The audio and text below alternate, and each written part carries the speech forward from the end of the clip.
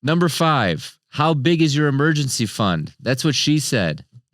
Hey, everybody, welcome back to Whiteboard Finance. My name is Marko, and I'm here to help you master your money and build your wealth. By the age of 30, you should be able to answer some major financial questions. So these questions are going to tell you whether you're on the right track or if you need some major changes down the road. So today I'm going to break down 11 key money questions that you need to answer before you turn 30 years old. Hey, here's a hint. They apply even if you're older than 30. So if you can answer these confidently, you're well on your way to financial freedom. If not, don't worry. I'll show you exactly how to do it. Let's get started. So let's start with the very basics. I'm a big what gets measured gets managed kind of guy. So let's start with your net worth. So this is very simple. So your net worth is like a financial scorecard. It tells you exactly where you stand, and it's very simple. It's just assets minus liabilities. So take everything you own, these are your assets, and subtract everything you owe, these are your liabilities. That's your net worth. So anything that's worth money that you can sell and receive money for, or currency, that's an asset, okay? Anything that takes away money from you or money that you owe money on, that is a liability. So ideally, this number should be positive and growing every year. Obviously, when you're younger, you may have things like student loans, you may have car loans, you may have, rent coming out every month. But at the end of the day, that this number should be growing every year. If your net worth is negative, don't freak out, but you need to make a plan so you can do things like cutting out debt, increasing savings, and starting to build wealth. And we'll get into that with the rest of these questions. Okay, number 2, what are your investments? What are you even invested in? By 30 years old, you should not only be investing, but know exactly what your money is. You'll be shocked at how many people I talk to on a daily basis, whether it's through direct messages, whether it's through Whiteboard Finance University, whether it's through just day-to-day interactions of people that know that I run a YouTube channel about financial education. They tell me like, yeah, I'm in some kind of like medium risk, aggressive blend, weird thing at work. I'm like, dude, what are you even invested in? They have no idea. So you need to ask yourself, do I own stocks? Do I own index funds? Do I own ETFs? Do I own real estate? Do I own some Bitcoin? What is my return on investment? Am I even positive? Again, what gets measured gets managed. So you need to understand, are you diversified enough? If you're not, you don't just throw money into these investments without even knowing their history, their risks, and the costs. You need to be intentional. Read the prospectus. If you're going to invest in something at work or you're going to invest into some sort of ETF, read the prospectus. Know what you're even investing in the first place. I'll never forget, I made a video on this channel where I went through, I think it was like SCHD's prospectus, and people were like, I didn't even know what a prospectus was. And that's fine. I'm not making fun of them. I'm just saying you need to know where your money is. Don't just blindly follow some influencer online. Number 3, are you on track for retirement? Okay, so many people, they don't even know their retirement number. They're kind of just blindly throwing money into this thing like a 401k because they think they're supposed to. So retirement may seem far away, but the truth is the earlier you start, the easier it is. Time is on your side, okay? It's not necessarily the amount of money you invest. Obviously, the bigger the number, the better. But the earlier you invest, you have compounding interest on your side. So people recommend saving half of your annual income by age 30. So if your annual income is, let's say, 100 grand, okay, you should have at least 50 grand saved in some sort of retirement tax advantaged account. But if you haven't started, you don't need to panic. Just start now, okay? The best time to plant a tree was 20 years ago. The second best time is today. So set up a 401k with employer matching, max out your Roth IRA. These are the 2 easiest things you can do, and let compound interest do its thing. Number 4, do you even have financial goals? Okay, what are these goals? Is it to buy a house? Are they investments? Is it being debt free? Is it starting a business? Is it to travel somewhere? In your 20s, it's easy to drift financially because you don't care. You're like, hey, I got my first big boy, big girl job. But by 30, you need a plan. It's time to start adulting, okay? So you need to ask yourself, what are my short-term and long-term financial goals? What's my game plan to achieve them? Am I holding myself accountable? So a solid financial plan keeps you focused, disciplined, and ahead of the game. You'd be surprised as to how many people don't write down their goals. I do this every December. Every late December, I write down personal, financial, health, different types of goals, and I try and meet them throughout the year. And you'll be amazed at how the universe reciprocates things when you write them down and actually stay disciplined and focused to achieve them. Okay, number 5, how big is your emergency fund? That's what she said. How big is your emergency fund? Is it 3, 6, 12 months? Months of living expenses set aside.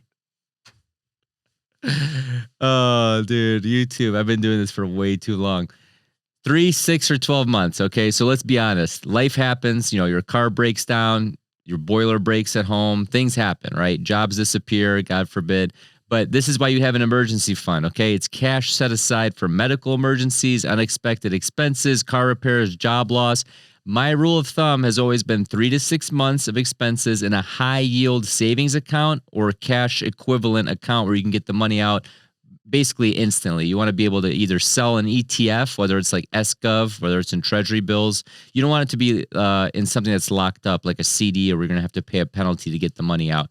It should be a high yield savings account, should be a money market account, should be SGov, should be something along those lines. So this fund keeps bad situations from becoming financial disasters, okay, that'll stick around for years. So why 3 months, why 6 months, why 12 months, okay? Not 3 inches, not 6 inches. Okay. 3 to 6 months. 3, in my opinion, if you're just a single guy or gal, bachelor, bachelorette, don't really have anyone other than yourself to feed or take care of. 6 months if you have dependents, and 12 months if you're a business owner, commission salesperson, or someone whose income is all over the place.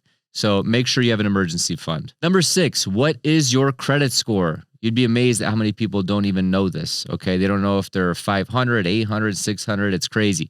So credit is everything in the society that we live in, okay? Whether you believe that or not, it's the truth, okay? It affects your ability to buy a house, get a loan for a car, secure low interest rates. By 30, you need to know your credit score and improve it if necessary. If you don't have debt, this doesn't really matter, okay? I don't have debt. I don't have any debt, period. I don't owe anybody anything. But at the end of the day, I'm still like an 837 or something crazy, right? I have a perfect credit score. But that's if I need it. If I needed to get financing for something, it's going to be the cheapest money possible because I'm proven by my credit score to be a credit-worthy client, customer, whatever you want to call me, right? So key tips: pay your bills on time, keep credit utilization low, don't open too many accounts at once. I know all the rave is like churning points and this and that and zero balance transfers and yada, yada, yada. Keep it simple, guys. Keep like 1 or 2 credit cards. I have 1 personal credit card. I have 1 credit card for my business, okay? And that's all I use. I have 2 credit cards. So a good credit score means more financial opportunities, period. Number 7, are you adequately insured? A lot of people don't think about this, but once you start to actually gain a higher net worth, like we talked about in step number 1, building wealth is great, but protecting it is just as important, if not more important, okay? All wealthy families have insurance policies. By 30, you should understand what policies you have, whether it's renters, home, life, whatever you need to cover yourself in your current situation, right? It obviously gets more complex the more things you add on, whether it's kids, whether it's being a key man in a business, those kinds of things. You need to understand how much you're paying in premiums. Shop these around every 6 to 12 months, right? When your other one comes due, shop it around. Maybe you'll get a better deal. What are your deductibles? Are they ridiculously high? Are they too low? Is that why your premiums are so high? If you own a home or have dependents, life insurance, in my opinion, is non-negotiable, okay? This is not sponsored, but you guys, if you've been watching my channel for any extended period of time, you know that I partner with a life insurance aggregator, and I personally use them.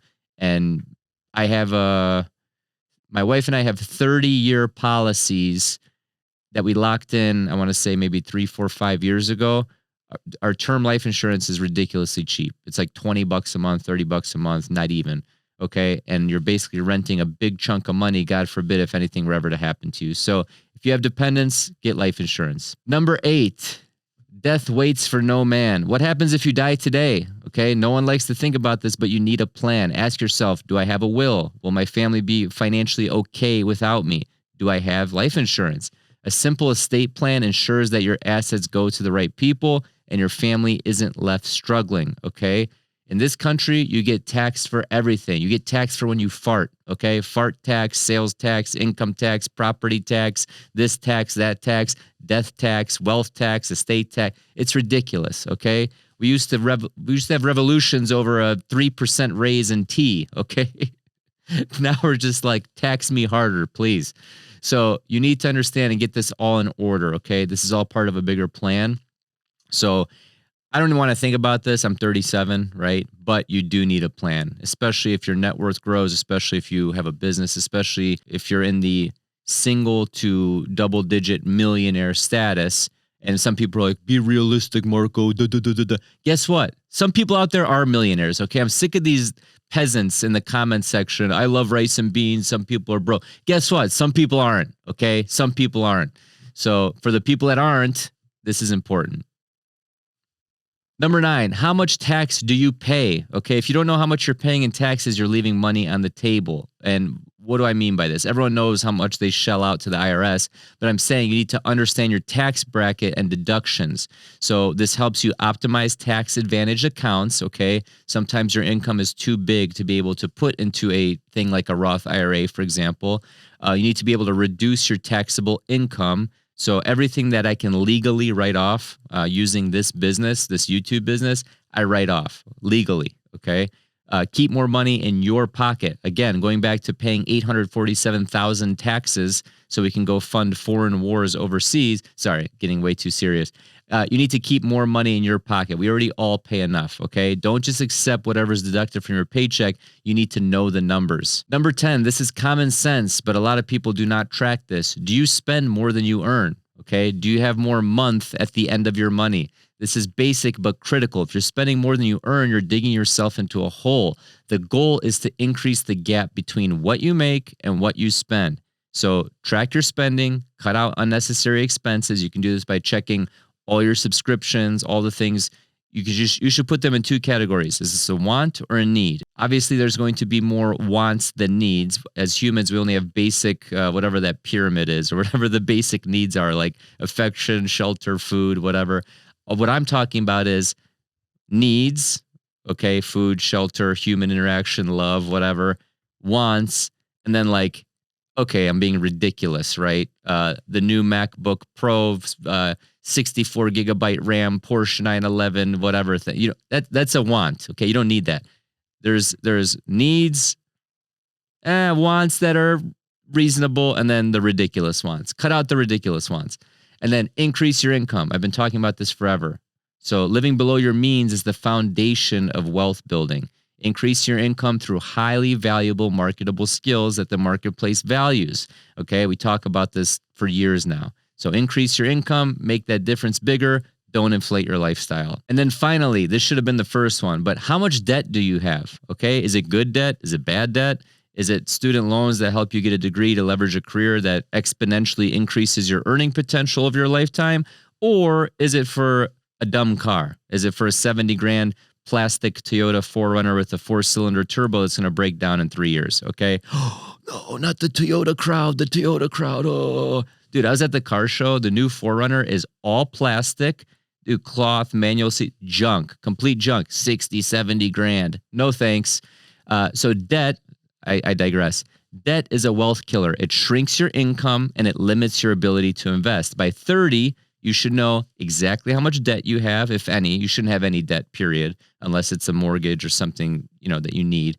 Have a clear debt repayment strategy. Okay, are you doing the avalanche? Are you doing the snowball? Watch all my other videos for that if you don't know what I'm talking about. And then are you prioritizing high interest rate debt first? Okay, it's just math. You're getting a guaranteed rate of return on the debt's interest rate that you're paying off. Tax-free, risk-free, guaranteed rate of return. If your debt is 20.9% because you're an idiot and have credit card debt, if you pay off that credit card debt, you are making a guaranteed return of 20.9%. The faster you eliminate debt, the faster you build real wealth. All right, everybody. So those are my 11 key money questions that you should know by age 30. Again, if you're older than 30, these still apply. If you're struggling with any of these, now is the time to take action. Know your net worth, start investing, plan for retirement, have an emergency fund, get rid of debt. It sounds so simple, but people struggle with it. It's like if you burn more calories than you consume, you will lose weight. Yeah, no shit. But people are lazy. They're lazy and undisciplined. So if this resonates with you, check out Whiteboard Finance University. We have live streams. We have full courses. It's ridiculously inexpensive for what it is, like laughably inexpensive. Okay, check it out down below. Live streams with me, 3 full courses that will help you basically become financially independent. So if you want something like that, check it out down below. And then also, are you on track? What are you struggling with? Let me know down in the comments below. As always, like, comment, subscribe, share the video with 3 friends. And as always, have a prosperous day. Marko, this weight, it just sticks to me. I don't know why I can't lose weight. When I make salads, I pour on this 500 calorie per tablespoon soybean oil slop, and I just can't figure out why I can't lose weight.